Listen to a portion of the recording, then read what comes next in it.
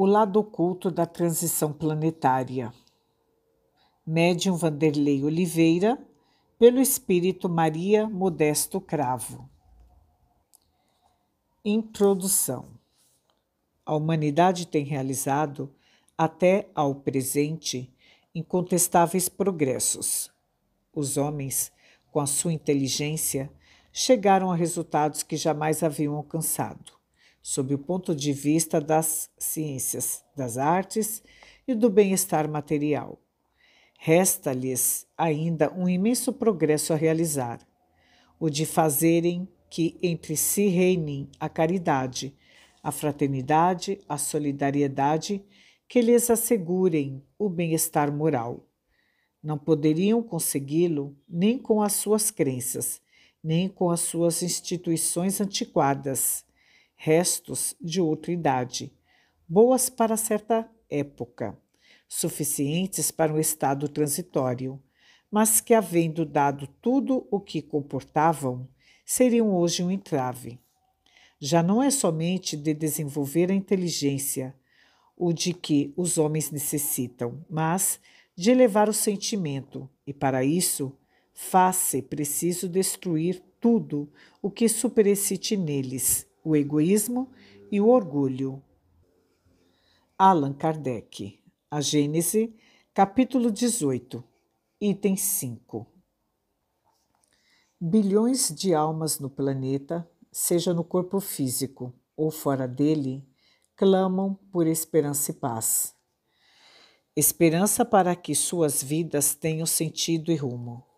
Paz para que consigam avançar na direção do progresso necessário e possam se libertar dos sítios de dor nos quais se encontram há milênios.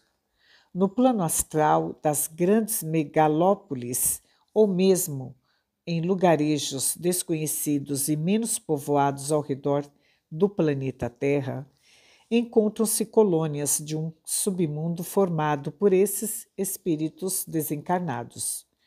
Nelas existe penúria e injustiça, dor e doença, fome e loucura, submetendo-os a sofrimentos inenarráveis. E eles aguardam a nossa colaboração.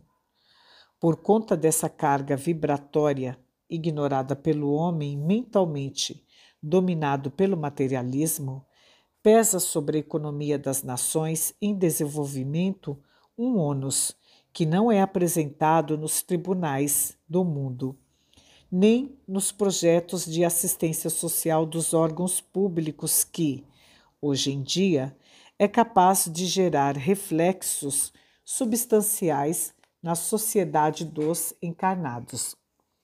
A vida astral padece de nutrição, orientação, socorro, acolhimento e alívio.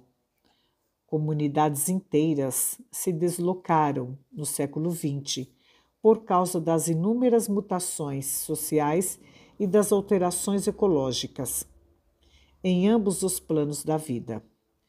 Muitas mudanças aconteceram na vida espiritual da Terra, mesclando a sombra e a luz, o plano físico e o espiritual, criando cenários jamais vistos em todos os tempos da história. Vemos hoje o desejo incontrolável dos jovens encarnados de permanecerem horas nos shopping centers das grandes cidades, sendo sustentados por espíritos ociosos do plano espiritual, padecendo todos da terrível doença da sensação de inutilidade.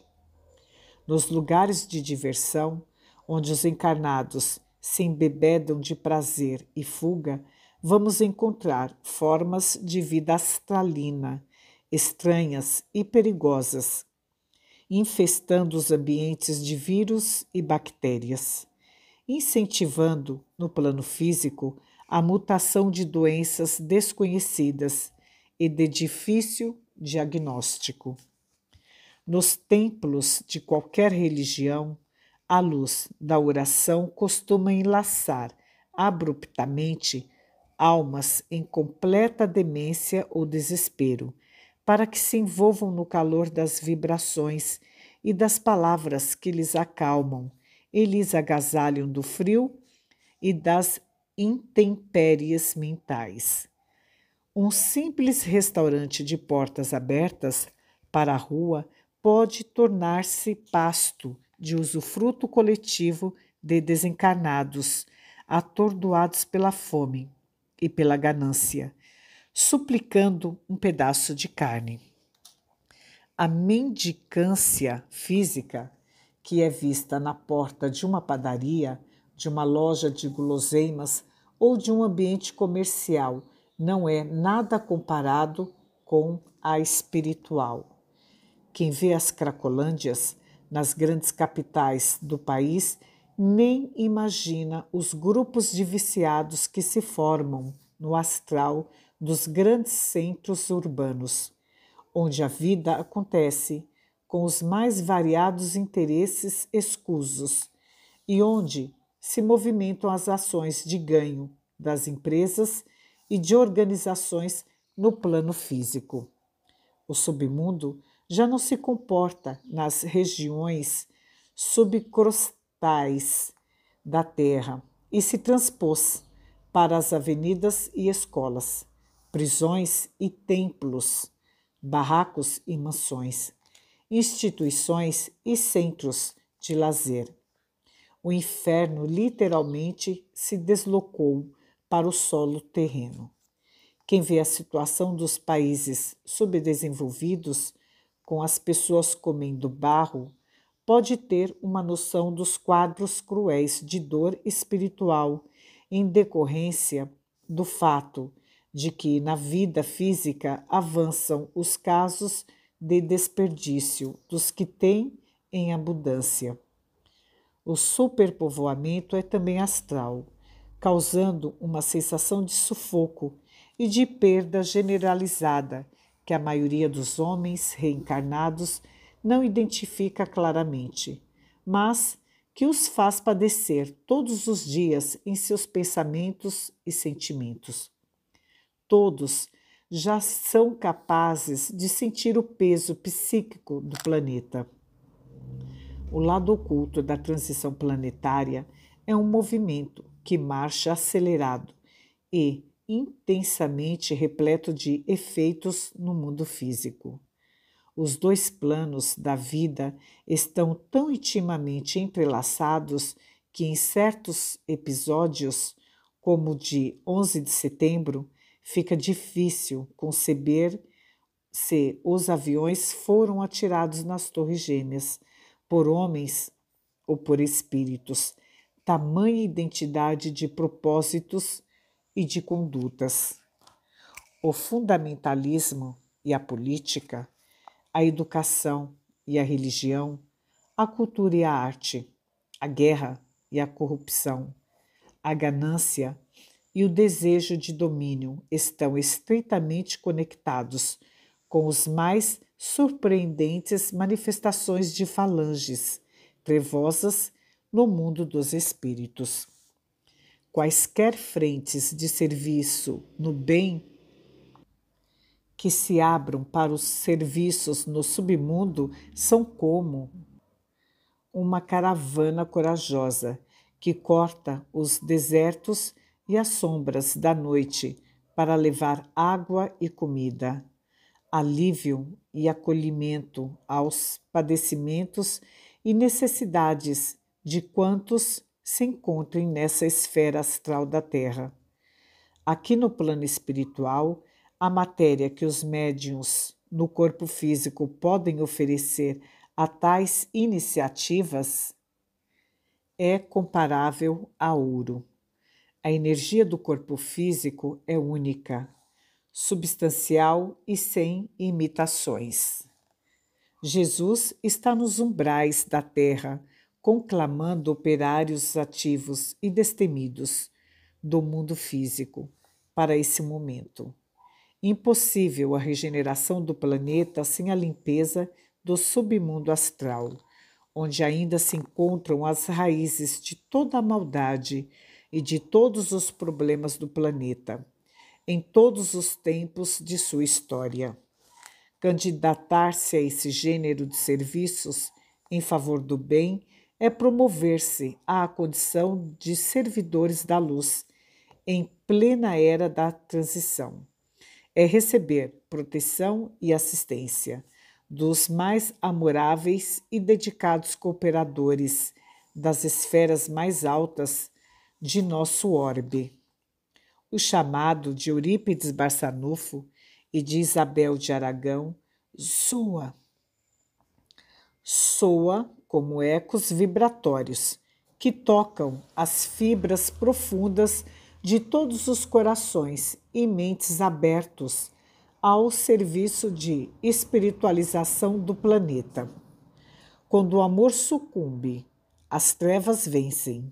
Quando os grupos erguidos em nome do Espiritismo e do Evangelho se abatem perante conflitos e discórdias, as trevas assinalam uma vitória por apagar um ponto de luz.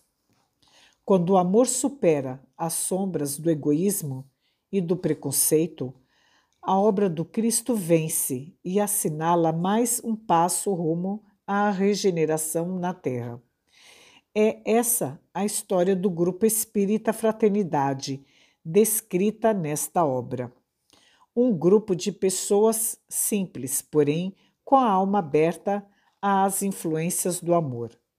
Diz o codificador que ainda temos uma grande conquista a realizar: a de estabelecermos entre nós a caridade, a fraternidade e a solidariedade que nos garantam o bem-estar moral.